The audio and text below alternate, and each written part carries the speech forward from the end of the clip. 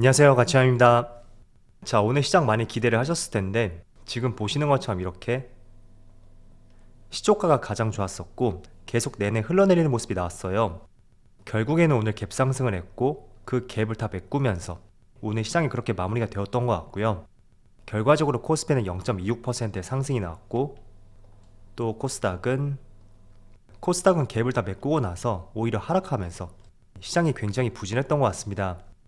그래서 오늘 많이 기대를 하셨을 텐데 실망스러운 하루가 됐을 거라고 생각이 되고, 마치 오늘의 하락폭을 한번 살펴보면 지난 9월달이 떠오르는 것 같은 그런 느낌마저 드는 것 같더라고요.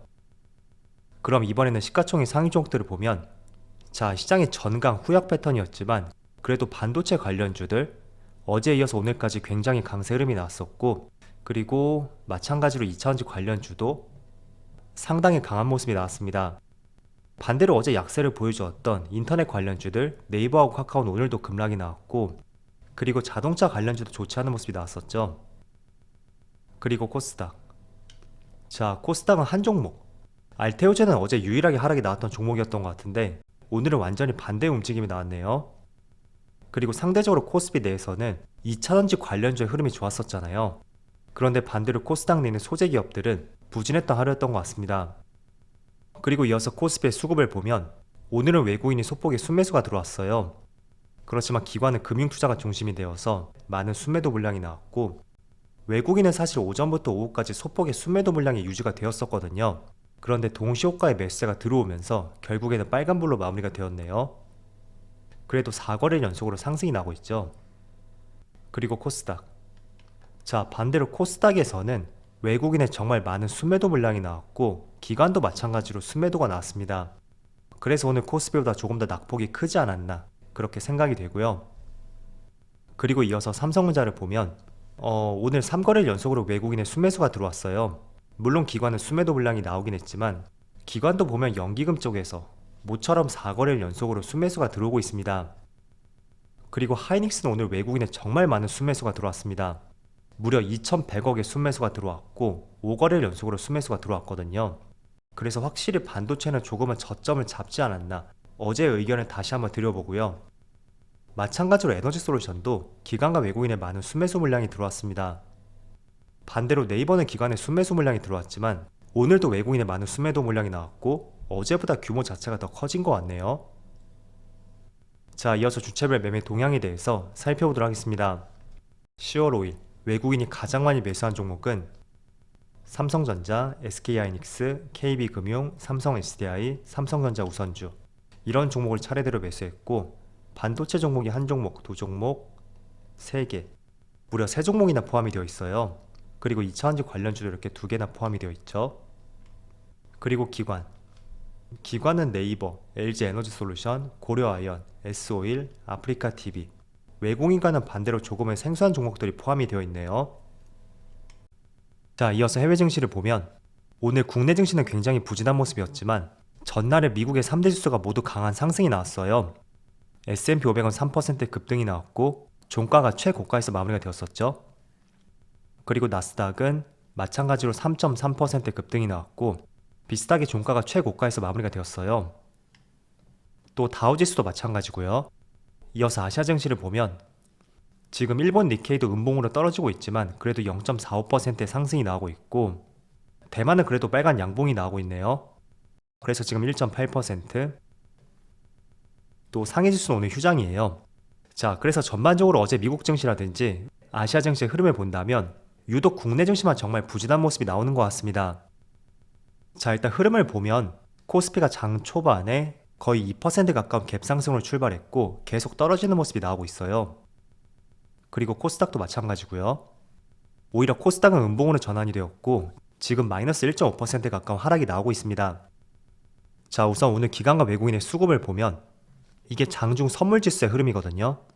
외국인이 줄곧 선물시장에서 오전부터 굉장히 많은 순매도 물량이 나오고 있습니다. 그래서 코스피 코스닥까지 현물시장에 더 영향을 미치는 것 같고요.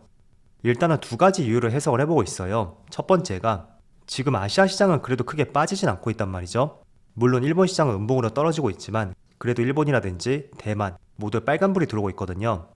일단 국내만의 어떤 이슈가 있을까? 그 내용을 한번 살펴보면 오늘 새벽에 북한에서 미사일 발사가 있었잖아요. 그런데 국내에서 대응 차원에서 현무 발사가 있었고 그 중에 한 발이 강릉으로 떨어졌다고 하더라고요. 그래서 이런 부분이 지정학적 리스크를 조금 키웠다고 생각이 되고 또 이렇게 북한과의 지정학적 리스크가 번질 때마다 항상 관련주였었죠. 빅텍의 주가가 오늘 굉장히 큰 상승이 나오고 있어요. 자, 오늘만 거래대금이 1,000억 이상이 실렸고 현재 10% 가까운 상승이 나오고 있습니다. 자, 그래서 개인적으로 이런 이슈를 빌미로 삼아서 어제 강한 상승과 오늘 오전장의 갭상승에 따른 외국인과 기관의 차익 매물, 그게 주된 이유라고 생각하고 있습니다. 만약에 전반적으로 글로벌 매크로적인 환경으로 인해 시장이 빠졌다면 지금 장중에 나스닥 선물지수라든지 아시아 시장까지 국내 시장과 마찬가지로 밀리는 모습이 나왔을 거예요. 그런데 나스닥 선물지수는 약보합권 내에서 움직임을 보여주고 있고 다른 아시아 시장의 흐름을 견조한 모습을 봤을 때는 아무래도 북한과의 지정학적 리스크를 활용해서 기관과 외국인이 단기간 급등에 따른 차익 매물을 쏟아내는 것은 아닐까, 그렇게 한번 유추를 해볼 수 있는 것 같아요. 자, 그리고 업종들을 한번 보면 일단 코스닥 같은 경우에는 어제부터 오늘 장 시작할 당시까지 코스닥이 무려 5%가 넘는 급등이 나왔었고, 자, 코스피도 마찬가지로 저점에서 고점까지 단기간에 4.5%의 급등이 나왔습니다. 분명히 단기간의 급등에 따른 기관과 외국인의 차익 매물이 나왔을 것이라고 생각이 되고 그게 북한과의 지정학적 리스크를 활용해서 하나의 명분을 삼고 있는 것은 아닐까, 그렇게 유추를 해볼 수 있는 것 같습니다. 자, 그래서 굉장히 오늘 시장이 아쉬운 것 같아요. 저는 이런 흐름을 상상조차 하지 못했었는데 물론 갭상승으로 출발했던 만큼 어느 정도 빠질 것을 예상을 했었거든요. 그런데 생각보다 돌려 세우는 모습 없이 낙폭이 조금 심하다고 생각이 되고요. 어쨌든 국내 시장의 움직임이 나오기 위해서는 전체적으로 글로벌 시장, 특히 미국 시장의 흐름이 상당히 중요하다고 볼 수 있습니다. 그래서 그런 맥락에서 본다면 지금 이틀 동안의 저점에서 강한 상승이 나왔다는 것은 조금은 긍정적으로 볼 수 있는 하나의 방향인 것 같습니다. 자, 그런데 개인적으로 국내 시장도 마찬가지였지만 미국 시장도 마찬가지예요. S&P 500이 전날에는 2.6%, 그리고 오늘은 3%의 상승이 나왔거든요. 그래서 이틀 동안 약 5.5%의 급등이 나왔고 이거는 분명히 단기간에 따른 강한 상승이라고 생각이 돼요. 물론 특별히 어떤 호재로 볼 수 있는 그런 재료가 있었던 것은 아니죠. 단지 미국 페드에서 긴축을 완화할 것이다, 그런 기대감들이 조성이 되었고 과거 6월달과 7월달처럼 같은 선상이라고 볼 수 있습니다.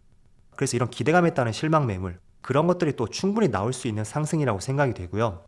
뭐가 됐던 간에 지금은 바닥을 다지고 조금은 천천히 움직이는 것이 더 도움이 되는 시점이지 않을까, 그렇게 생각하고 있습니다. 어쨌든 강하게 상승이 나왔다는 것은 또 시장의 대외 변수에 따라서 또 강하게 급락이 나올 가능성도 충분히 있겠죠. 그래서 그런 부분은 조금은 염두를 해두시면 좋을 것 같고요. 그리고 최근에 워낙 투자할 업종이 눈에 보이지가 않잖아요. 그런데 한 가지 제가 테마를 말씀을 드린다면 어제 사우디 네옴시티에서 2029년 동계 아시안 게임을 개최하겠다는 발표가 있었고 발표를 넘어서 선정이 되었더라고요.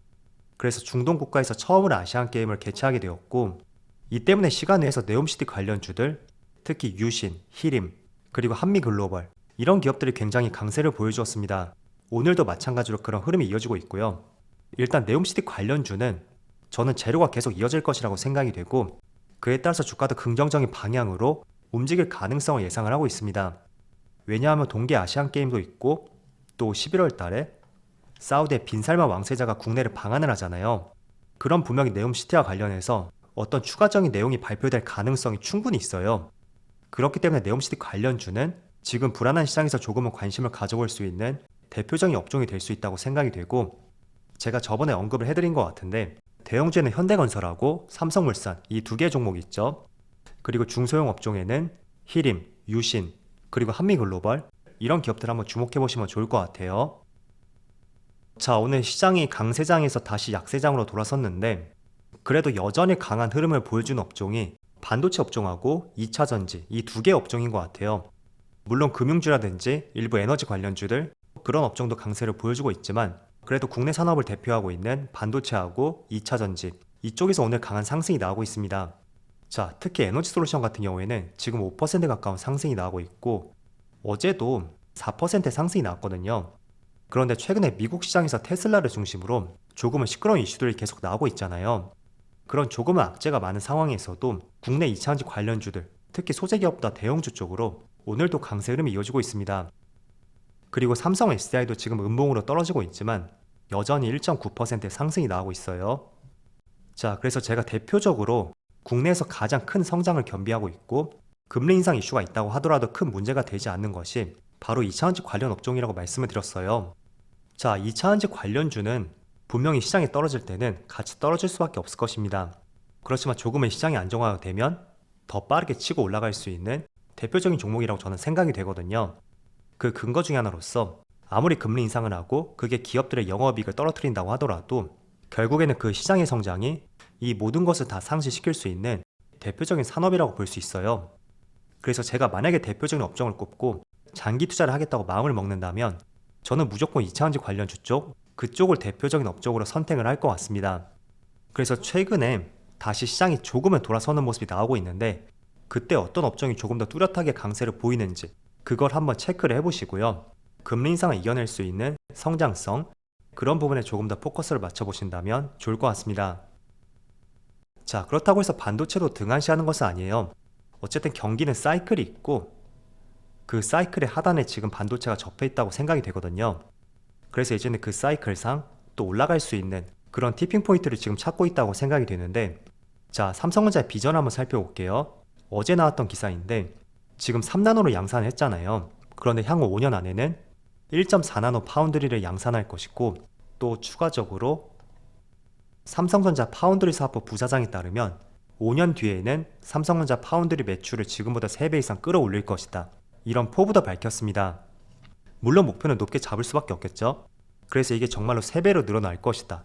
그거를 확신할 수는 없겠지만 어쨌든 3배나 늘어난다는 것은 그만큼 파운드리 시장도 폭발적으로 성장 가능성이 있는 분야가 될 수 있다는 뜻이 될 수 있을 거예요.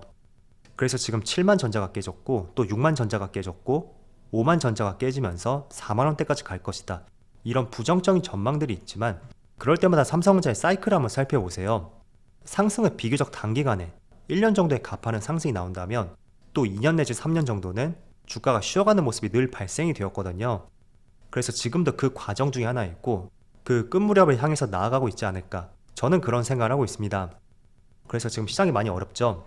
어쨌든 오늘 국내 시장이 조금은 약세로 마감이 되었다고 하더라도 어제 미국 시장이 돌아섰다는 것에 조금 더 점수를 부여해보면서 앞으로의 시장 방향성을 잘 체크해보자고 말씀드리겠습니다.